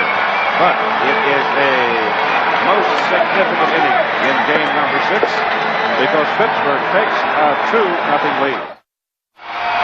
Kent Tekulve comes on in the bottom of the 7th inning in relief of John Candelaria with Pittsburgh leading 2-0, and Bill Robinson goes to play left field.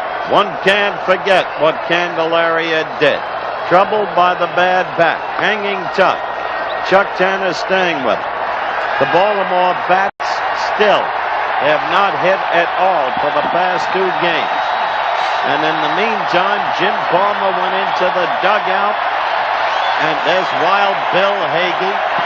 He's getting these people aroused because they know the comeback capacity of the Birds of Baltimore. But Palmer threw his glove into the dugout. He was irritated that Garcia had not made what appeared to be a simple enough play behind second to get at least 1 out. And indeed, Kiko may have put himself out of the most valuable player of the World Series balloting with that mistake. Weaver with his left hand is ready to come up against DeCulver. Wild Bill Hagan. Listen to this.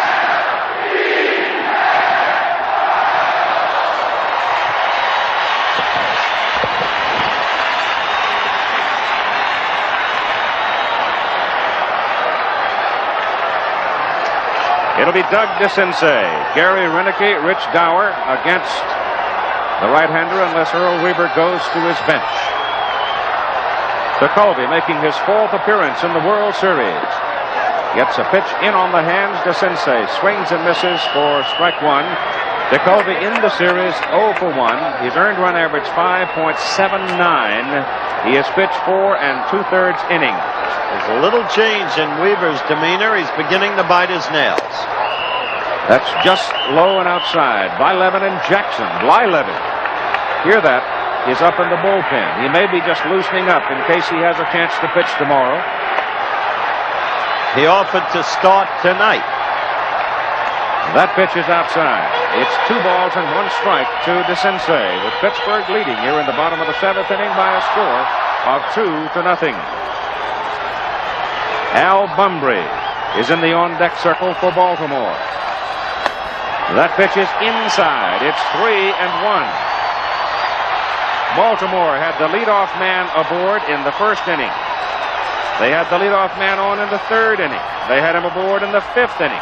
Couldn't get him around. That was Doogie's wife, whom you just saw. And the wives have the same tension written in their faces. That's foul. And it's full 3-2. You got to admit, folks, this is some World Series. Boy, I think it's been a great spectator series, Howard. They've had plays, they've had bad weather, they've had good plays, bad plays. Evenly matched teams. Yes, neither sir. team with any quit in them. 3-2 pitch to the plate. DeCinces on the hand. Sawed it off.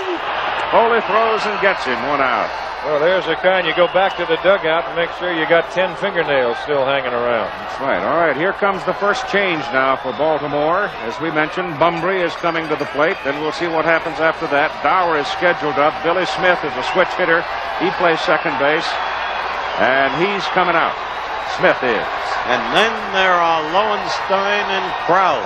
No, it is not Smith. Lowenstein's coming out in behind Bumbry. Now he's being called back. Well, here's a case right here. You've made Earl Weaver make a switch, and you're losing one of your better defensive outfielders, probably the guy with the best arm in the Baltimore outfield. You're losing Renicky. He may save Lowenstein. He may have changed his mind right there. We'll see. But he has already sacrificed Renicky. That's right. So Bumbry is up, replacing Renicky with 1 out. The pitch is outside. The B. That's the sign for Al Bumbry. For president? Well, who knows?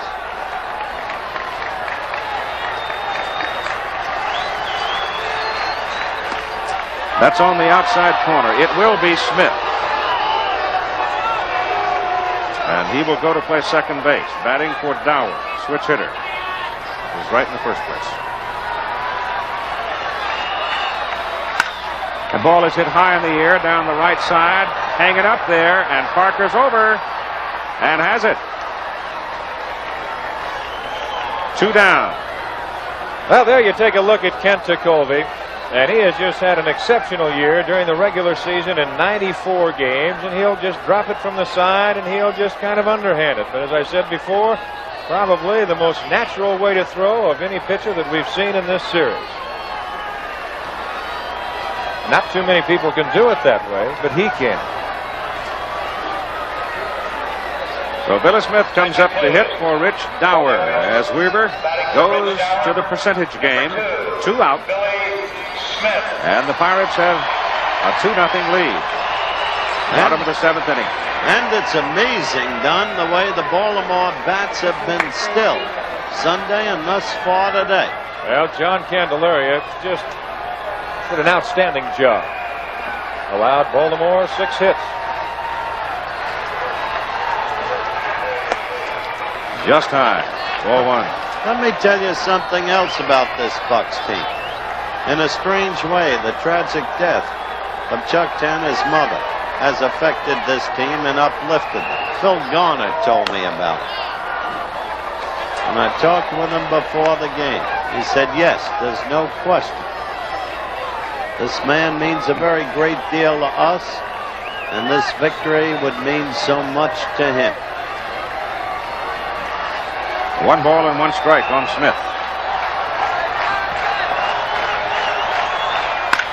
Hit sharply to the right side, into right field for a base hit. So there is the second move by Earl Weaver with a left-handed batter, and he delivers. And now up comes Rick Dempsey, who on balance has had an exceptional series.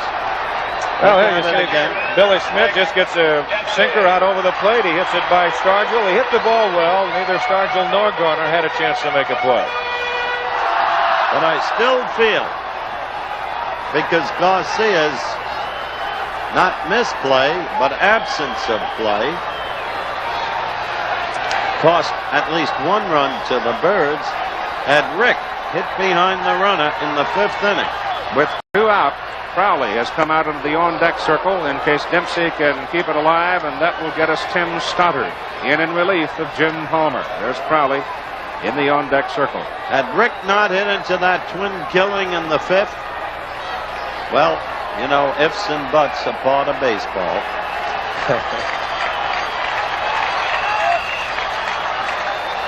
Swing and a miss by Dempsey. And now Ticovey has him 0-2. Appears in complete command of Dempsey, doesn't he? He has so far. Rick kind of having a little clubhouse meeting with himself right now. Yeah, there's a lot of ifs in this game. Kind of like the dog and the rabbit. And Smith leading off first base. Foul tip, and Eddott can't hold on.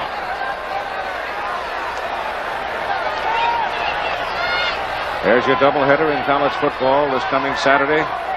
USC at Notre Dame. Norfolk. Yeah, look at that good one. That's a good one in Little Rock. Texas, Arkansas, and North Carolina, NC State, BYU, Wyoming, Ohio, Toledo, Grambling, and Jackson State. A lot of games. Check your local listings. The 2-strike pitch coming to Dempsey. Got it. Oh, did he get it? Commanded. Well, it's a sidearm breaking pitch, and you see this ball just about breaks up as he strikes him out. After 7, Pittsburgh leads it 2-0. Back with more after this word from our local stations.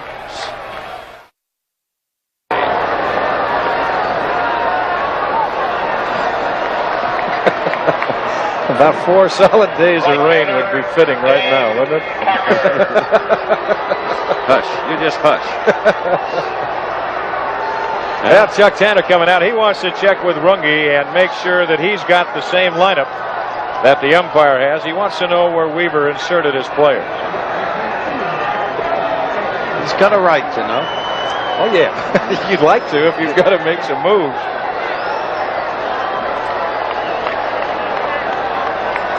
All right, the big guy from NC State is up there, Tim Stoddard, who has bullets when he's right. And Dave Parker hits it high in the air to left center field. Bumbry backhands it. And you've got 1 out on 1 pitch. Parker just missed that. He was looking fastball all the way, and he got it out on the end of the bat. Stoddard was the winning pitcher in game number 4. He was also the winning hitter. Yes, he was. First hit in organized baseball as a pro. Oh, how a couple of days can change things. Here's Wilbur. Strike. Willie tonight, colored, but he does have a sacrifice fly to knock in a run.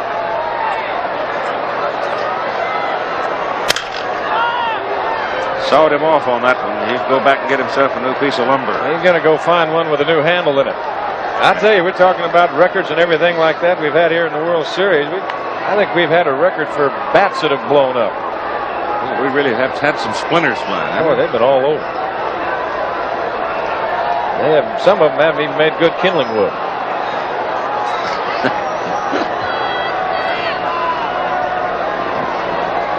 My first game here, I didn't have any heat. I was taking some of it home. Don't forget, folks, this Saturday, what a doubleheader. USC at Notre Dame, and USC proved to be not invincible by being tied by Stanford in a terrific second half display. And among the regionals, Texas at Arkansas, Grambling at Jackson State, Ohio U Toledo. Got a great schedule. Two-strike pitch to Stargell is hit high in the air to left field. Lowenstein going back to the track and makes the catch. 2 down in the top of the 9th inning. Pittsburgh leading 4-0. Stays this way. We'll play 7 tomorrow night at 8 o'clock Eastern time. Hope you get to South Bend on time. It's becoming a sincere problem. Not enough airplane seats to go around on some routes these days. Dallas, South Bend, Chuck Howard and I, we'll get the wagon. We'll go. Baltimore, Pittsburgh. Sooner or later, I'll get everywhere, I reckon. Yeah, but this Baltimore team has worked miracles all year long. Yes, they have. Stoddard throwing heat, which is what they'll need now. 2 balls and no strikes. Got a crafty young pitcher out there tomorrow night for them, Scott McGregor. Stoddard whistles it in for a strike. He's still throwing hard. 90 mile an hour, that last one. You're impressed with him, aren't you, Don? I do. I've liked him since I first saw him this year. He isn't fiddling around with Jacoby. No, he don't fiddle around with anybody. He comes right at you. You like him because he's built like you. The difference is he can hit. Well, look at this. Jacoby puts it in the hole on the right side. Makes Stoddard get off the mound to make the play. But sides retired in order. Stoddard does his job. Last chance coming up for the Orioles. Back after this message and a word from our local station. Here we go with the last chance for the Baltimore Orioles in game number 6 with Singleton, Murray, DeCinces. That's the heart of your batting order. That's Singleton, who hit 35 home runs during the regular season. That's Murray, who hit 25 home runs. And DeCinces, who had 16 home runs.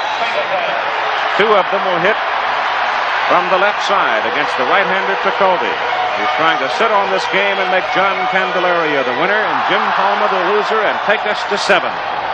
Last World Series shutout was by Luis Diaz against Cincinnati, 1975. We come to the last and 9th. Remember World Series history. If the Bucks sustain, only 3 teams have ever come from a 3-1 deficit to win it. Jacoby missed. Oh, he caught the corner. Those 3 teams, the Tigers against the Cards in 68, the Yanks against the Braves in 58. That's low. And these same Bucks against the then Washington Senators in 1925.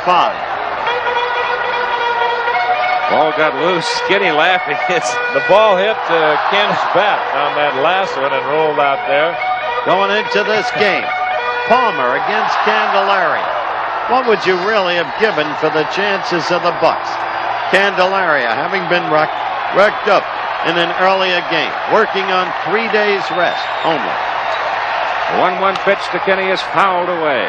And with a damaged back, but worked 6 brilliant innings. You can't give him enough credit.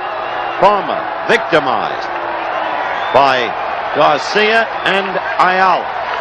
Palmer himself pitching very effectively. But it's 4-0 Bucks. Swing and a miss on a pitch thrown right through the hand. And Singleton strikes out. Jacoby came up on that breaking pitch and just tied him up. As you take another look now, here, watch Kent come up on it.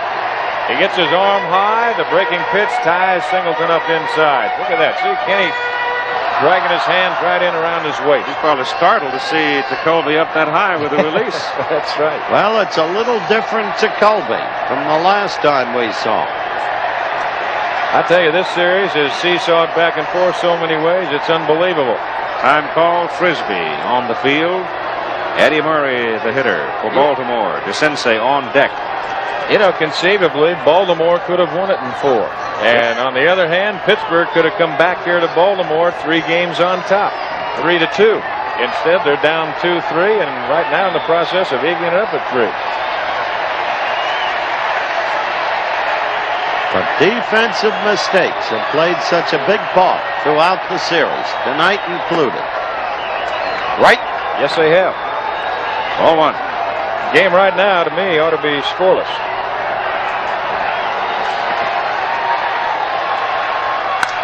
That ball is hit high in the air to the right side. Room for Dave Parker. 2 outs. Now Jacoby is 1 out away from taking us to game number 7. And in team sport, it's always defense that you start with. What was that? The whistle? No, Mrs. Moreno is not here tonight. Well, it will be a gripper tomorrow night at 8 Eastern Time.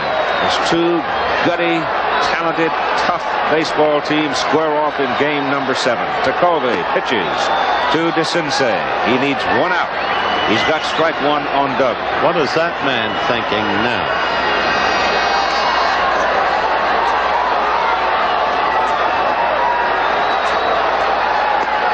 He's got strike 2 on DeCinces.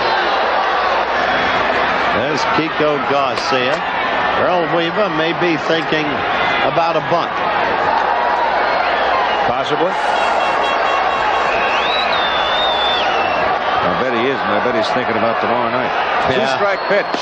Swing and a miss. The game is over. Jacoby slams the door on Baltimore. John Candelaria is brilliant as he pitched 6 innings. He gets the win. Jim Palmer takes the loss. And the Pittsburgh Pirates have fought back to make it all even after 6 games. We will join the National Hockey League season, ladies and gentlemen. Well, it was a brilliant baseball game in many respects. Certainly on the part of the Pittsburgh Pirates, the Birds of Baltimore with Palmer hanging in there. But suddenly the Birds are not hitting, and that's what Weaver has to think about. 1 run on Sunday, no runs tonight, the first shutout in the World Series since '75.